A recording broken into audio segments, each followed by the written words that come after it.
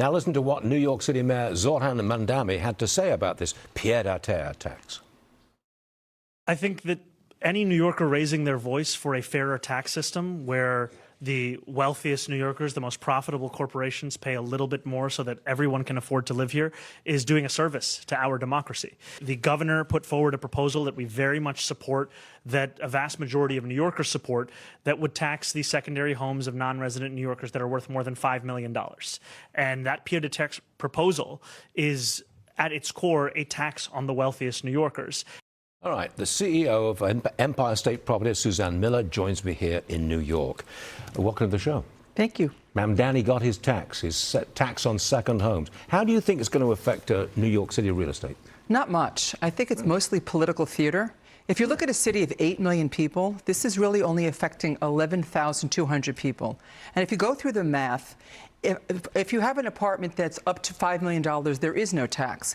And then it incrementally goes up. So from $5 million to $6 million, it goes up 0.5%. And then it goes up 1% up until $25 million, and it caps at 4%. So the real math of that is it's not going to affect most of New Yorkers. That's not the issue. It's the psychological warfare. It's the fact that they're trying to say that the wealthy people are the enemies. That is more of the issue. I don't think people will sell, but I don't think they'll reinvest in New York. But they're not the enemy. I mean, isn't it the top 1% of income earners in New York City pay, what, 40 or 45% Exactly. of the city's income tax revenue? Well, the other issue is that how are you going to find these people? If you have a $5 million apartment, it's mostly going to be in an LLC or it'll be in a trust. I want to see what the budget is going to be for legal fees, because all of a sudden you're going to see a lot of appraisals. Everything's going to come in at $4.9 million. And if you just look at the whole tax system, it really needs to be over. It's right now an apartment that's $238 million. Do you know what the assessed tax is on that? Just take a wild guess. I have no idea. $9 million. Okay. So that is the issue. So the whole issue is that it's done by projected rental income. Who assesses that?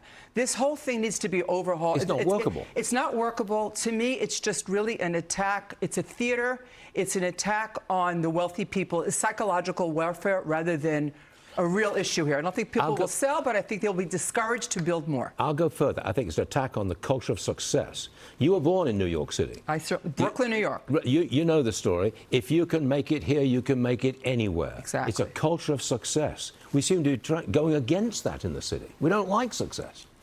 Well, we need the workers. I think that on the downside of this is if I was a developer, the developers may think twice about building a new building, and then you're going to lose the construction workers, you're going to lose the small boutiques, you'll lose the Uber drivers.